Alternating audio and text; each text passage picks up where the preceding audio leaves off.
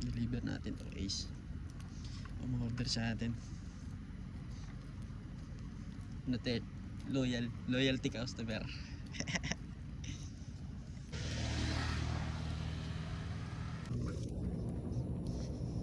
Yun, ayun si Ace. Ang dakilang customer. Siya ang umorder. Ito, si Bebe. Oh, para sa'yo.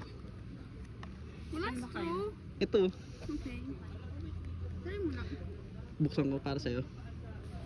Tikman ko ba muna? Ano? Gcash Nasa ano kayo? Sa building. Ba't galing ka doon?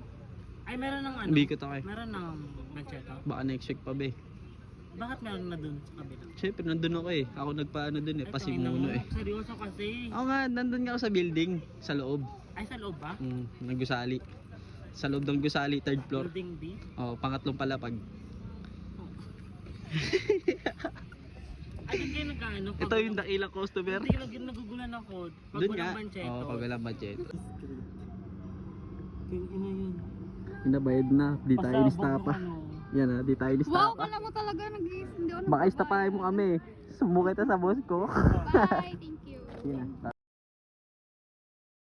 Pag bumitiwan ng magduda.